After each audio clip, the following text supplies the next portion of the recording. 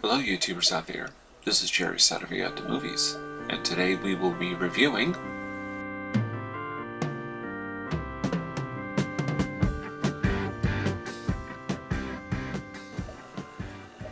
Hello YouTubers out there, this is Jerry Saravia at the movies. So today I'm reviewing Le Fier 2, Le Sequel, which is a work in progress. It's a film by director Jason Krut, who also did a movie called Le Fier, which is unseen by me. This one is a sequel, of course, and it's coming out in April of 2015 to be released in the United Kingdom.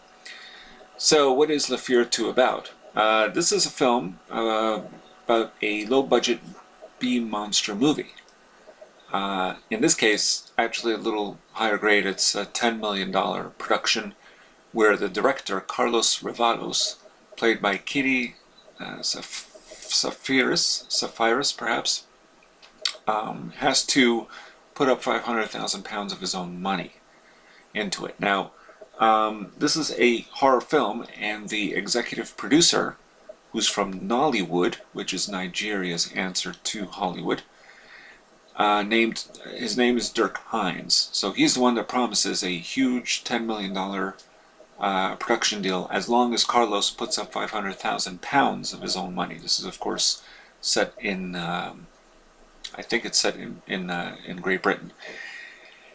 And there is the rub, isn't it? Because why on earth does Carlos have to put up money for a proposed $10 million budget? That's a good question. So, nevertheless, this is supposed to be a horror movie. So it's a very classy and quote-unquote film noir horror movie. Meaning he needs the horror to be real, to be vivid, and so on. Well, there's a producer from Nollywood named Effie.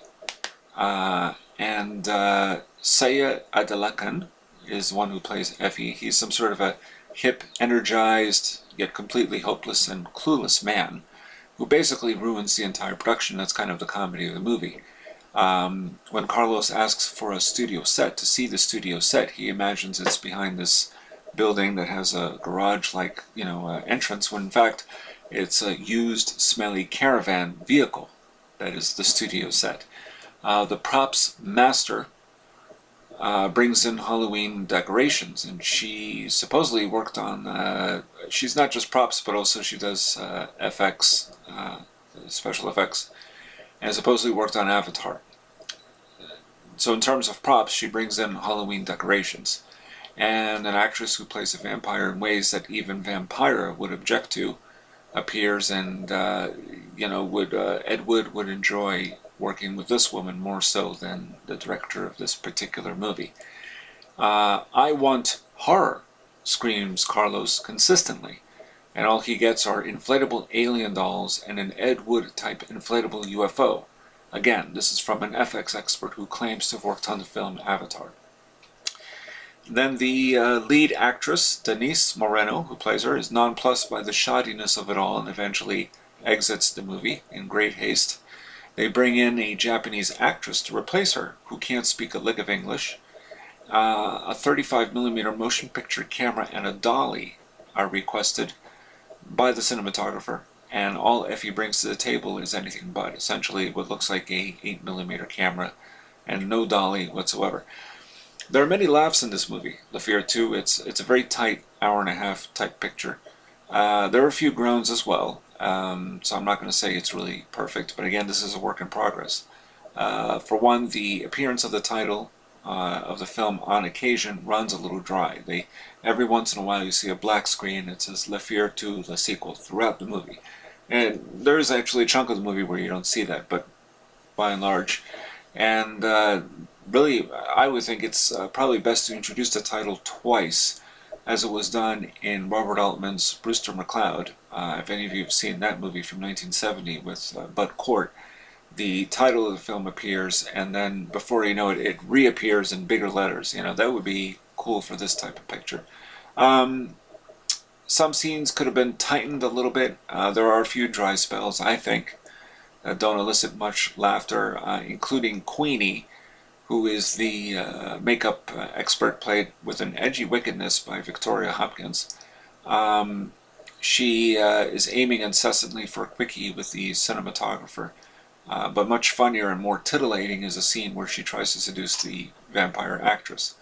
Um, but overall, there's very good use of Effie, the freewheeling Effie, whose very cluelessness, including his misunderstanding of the word gremlin, ups the ante on laughs that had me in stitches for sure.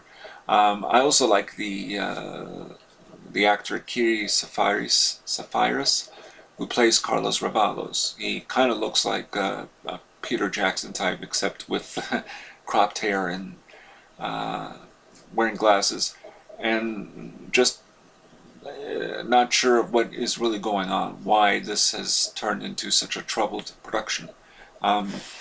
My other issue too with the movie is that it's never quite established what sort of horror movie this is supposed to be or what it's supposed to be about. I mean, presumably it deals with vampires and witch doctors, but mostly vampires, but we're not given enough of an explanation of what type of horror movie this is supposed to be. I mean, is it supposed to be a B movie, or is it because it looks like it's a B movie but with Z-grade amateurs, or is it supposed to be an A horror movie, kind of like what Wes Craven might crank out, or in other words, it's never really very clear what he's aiming for. Obviously, he's not looking for what he's supplied with.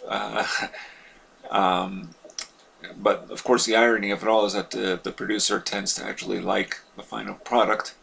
And there was a film, the title doesn't come to me right now, but there was a film about the making of a film, and God knows there have been so many of those. But this one in particular was about a biblical epic. So I think this came out in the late 90s, and it dealt with the making of a biblical epic that looks like it's a laugh riot. And Lou Ferrigno appeared in it, and essentially, and Eve Plum, if I'm not mistaken, and essentially it becomes a cult classic, so it seems to be aiming for that kind of thing, The Fear 2. But it's a work in progress. Official date of release, again, is not till April 2015 in the UK. Now, in terms of other movies within the type movies, La Fear 2 is nothing new technically, aside from the shadiness of the South African producer and money man. But it is consistently smart and witty, I will say that. And it will be especially funnier to those who have participated in the making of Grade Z schlock, or have been privy to see the making of any of those type of movies. So definitely look for it next year. This is one of those that the director is trying to push. So a few critics already have reviewed this movie, and one of them as well. So probably if you follow Jason Crute on Twitter, who knows, if you're interested enough, he might let you take a sneak peek at this movie. And it's worth it. There are enough laughs for me to say it's recommended. It's quite good. So, The Fear 2, a sequel. And this is Jerry Saravia at the Movies, signing off.